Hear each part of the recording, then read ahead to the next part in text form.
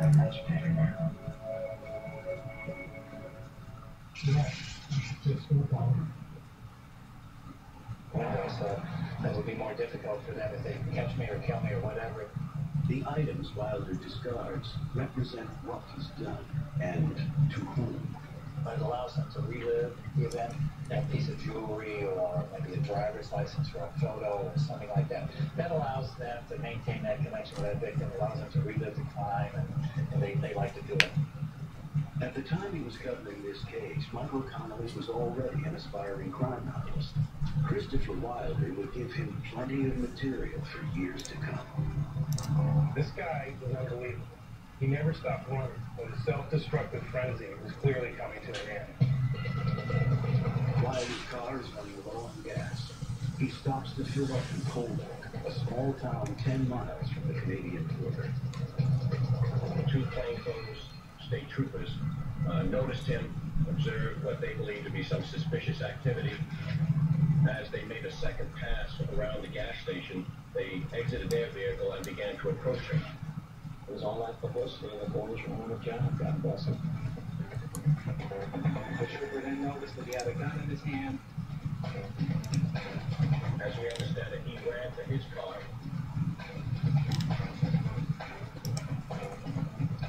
This time he had him in the rear of the van, started drawing the gun and trying to apparently point it in the direction of the trooper. Wilder fires one shot. The bullet apparently entered his stomach and exited his back and wounded one of the state troopers. But the gun battle isn't over. Christopher Wilder takes aim and pulls the trigger again.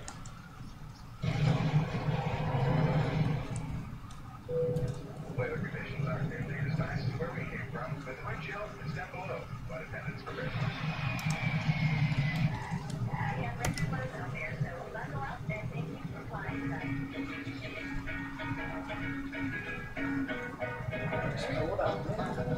Now with my Buick remote start, the new Buick Enclave makes sure you're ready for anything.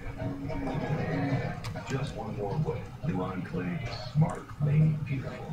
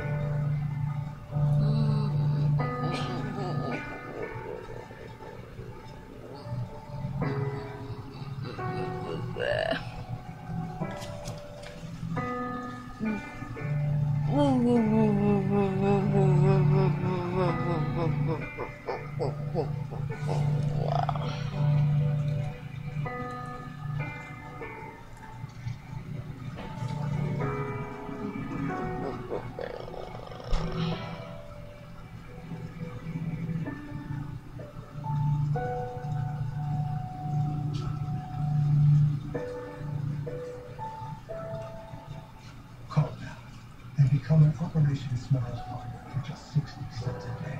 Only $18 a month.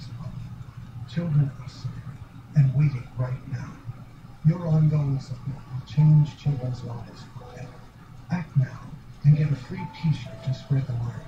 Go online to operationsmile.org or call 1-888-772-3720. That's 1-888-772-3720.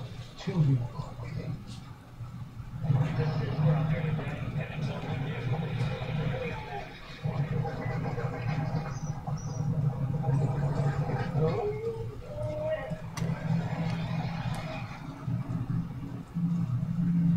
Closed captioning brought to you by ChristianMingle.com.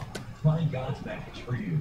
We would have never met if it wouldn't have been for Christian Mingle. We had a lot of things in common, but the Lord was the most important to me. Joining is easy and free at ChristianMingle.com. These meetings, that's what makes you a better doctor. Monday mornings, a new TNT series. Your cold doesn't rest, but now you can. New Coldy's Daytime Nighttime Quick Melts dissolve quickly to shorten your cold. Nighttime Quick Melts shorten your cold, plus help you fall asleep and wake up naturally. Coldy's zinc ions released in your mouth inhibit the cold virus from replicating, making Coldy's the #1 pharmacist recommended cold remedy. I'm Ted Carcass, CEO, and I guarantee Coldy will shorten your cold or your money back. No questions asked. Mesothelioma victims and their loved ones may be entitled to a cash award from the $18 billion in asbestos trust funds. Even if a loved one had mesothelioma or asbestos lung cancer and has passed, your family may still be entitled to a cash award. Call now to see if you qualify. If you or a loved one has been diagnosed with mesothelioma or lung cancer caused by exposure to asbestos, call 1-800-948-5177 now. 900-3700. Raising America with Kara Phillips premieres tomorrow here on HLN.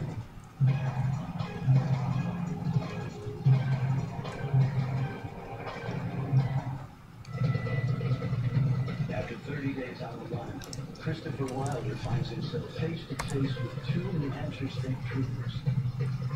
If you would have shot him, you got a chance. The guy Brandon's pretty heroic stuff in my view. Wilder has already taken down one of the officers. Now he shoots again, but not at the second trooper.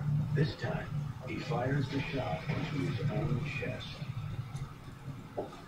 One of the most wanted men in America is now dead. As he covers this sad epilogue to the story, reporter Michael Connolly comes to realize how deeply the Wilder case affected him. As a journalist, you're supposed to be objective, almost unemotional about the stories you cover. But you just couldn't help but feel something for these families.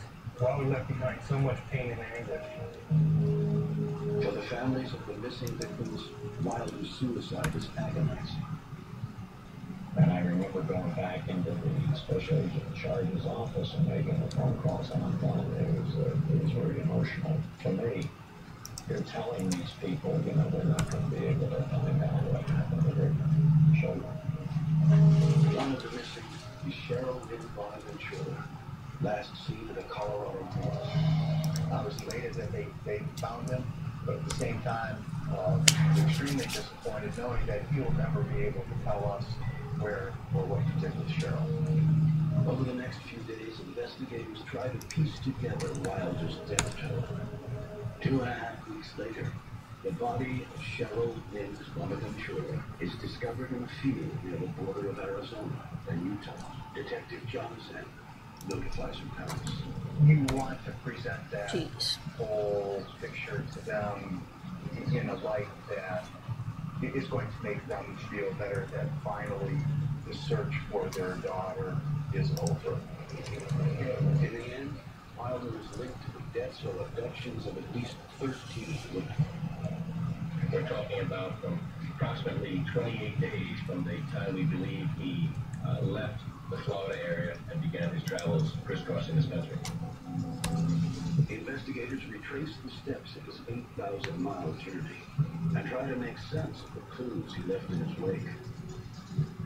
All of the investigators got together and started to view the evidence that was recovered from his vehicles. And there was a hairbrush that belonged to Cheryl. It's one of the few mementos he held onto until the very end. Yes, a hairbrush, no monetary value, but certainly something of a personal nature. Also found in his possession Wilder's favorite novel, The Collector, by John Falls. The book is about a butterfly collector who captures a beautiful woman and keeps her prisoner in his basement, hoping that one day she'll come to return his love. The book's plot is a scenario Wilder played out in his own way, time and time again. Investigators have to wonder how many other unknown victims were a part of his collection. We turned up the case in San Francisco where he grabbed the girl out there on his way to Australia. I've got to believe that he's responsible for other